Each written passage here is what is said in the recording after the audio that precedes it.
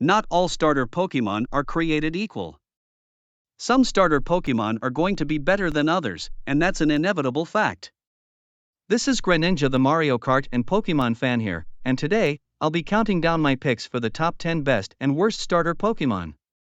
For this list, I will be looking at each starter's evolution line as a whole instead of any specific evolutions. Also, this list, mainly the worst side of it, will inevitably offend someone, so if any Pokemon is your favorite, I deeply apologize. These are just my silly personal opinions. With that said, let's start the ranking. First up, the worst side of this list. Number 10. Worst. Torterra. Don't get me wrong, Torterra is a somewhat solid starter evolution overall, but what puts it on the worst side is the fact that it has the least resistances of the Sinnoh starters with only 2, and it also has 4 weaknesses. One of them is a double weakness to ice. Again, it's solid, but that's why it's at the bottom of the worst side. Number 9. Worst. Quaquaval. It's somewhat decent, only being weak to 5 types while also having 7 resistances like Skeledirge, but what puts it on the worst side besides its lack of immunities is its design. It looks rather weird with it having too many humanoid features, but because it's a fighting type, it can get away with it. It's still better designed than Meowscarada. Number 8. Worst. Inteleon. Again, it's a somewhat useful starter, but what puts it on this side of the list is its design as it evolves.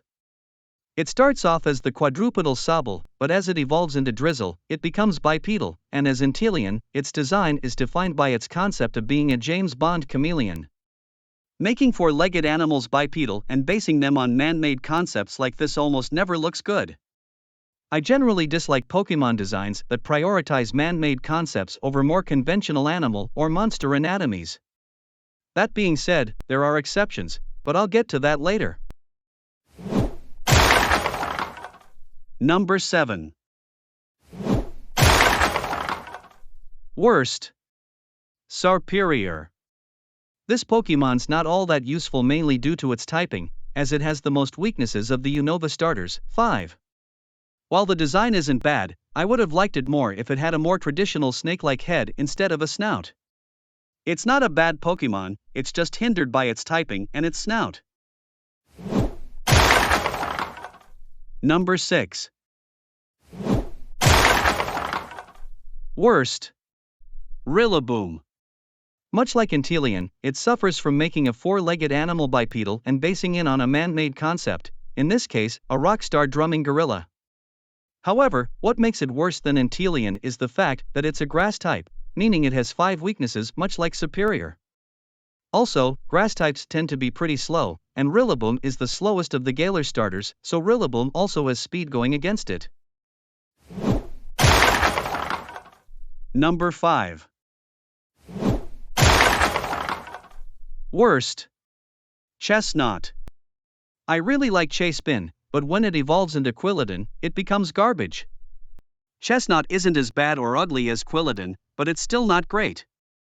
First off, it has 6 weaknesses, one of which is a double weakness to flying. Second, it's the slowest of the Kalos starters. Third, it's our 4th fighting starter in a row.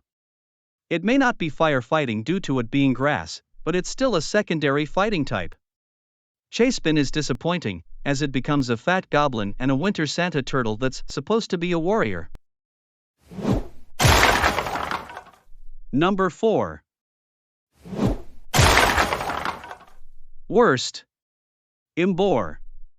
Not only is it our 3rd fire fighting starter in a row, but it looks ugly. Tepig starts off quadrupedal, but then it becomes somewhat of a bipedal wrestler with Pignite and Emboar. Again, wasted potential, but then again, it is a fighting type, and fighting types tend to be more humanoid, so it kind of makes sense. It's bad, but not as bad as the top 3. Number 3. Worst. Meganium. You all knew this Pokemon was going to be on the worst side of this list. Chikorita is useless when you first pick it, and even when it fully evolves, it still sucks. Its design isn't bad, but it's not good either. It's just a long-necked dinosaur with antenna and a flower around its neck. It's overall unimpressive, but at least I don't dislike it as much as the top two. Number 2. Worst. Meowscarada. Oh boy, this is one of two starter evolutions I absolutely despise. Sprigatito gets the Fennekin treatment. It starts off bipedal, becomes the bipedal Florigato, and is based on a man-made concept in the form of a magician as Meowscarada. The reason it doesn't get the number 1 spot is because at least it looks better than Delphox. Number 1. Worst. Delphox. This is the epitome of evolution disappointment. Fennekin starts off cute, but it instantly gets worse as it evolves. Braixen is a bipedal furry with a stick in its tail, and Delphox is more trash than Garbodor, and it has so much ear hair that it can produce enough wax to light up thousands of lamps. Again, it prioritizes a man-made concept over a conventional animal anatomy, this time being a mage, and like I said earlier, this is almost never a good thing. However, Delphox is the worst offender of this. Delphox is the worst starter ever, and I hope it stays that way. Now that the worst side of this list is out of the way, it's time to move on to the best side of the list. Number 10. Best. Blaziken. This is our first firefighting starter, and boy, does it look cool. It's also useful during playthroughs thanks to its respectable attack stats, it having 6 resistances, and only 4 weaknesses compared to Sceptile's 5. The reason it's at the bottom of the best side is either because I like the next 9 more, or they're more useful. Number 9. Best. Incineroar. Remember how I said that making a 4-legged animal bipedal and basing it on a man-made concept almost never looks good? Well, Incineroar is an exception, because this is an example of how you do it well. Yes, it's a heel wrestler, but it doesn't come at the cost of its coolness, unlike Delphox or Meowscarada. It's also pretty good to use in playthroughs, as it has respectable attack, only 4 weaknesses compared to Decidueye's 5, and immunity to psychic, and 6 resistances. Number 8. Best. Cinderace. This is another well-done example of basing an animal on a man-made concept.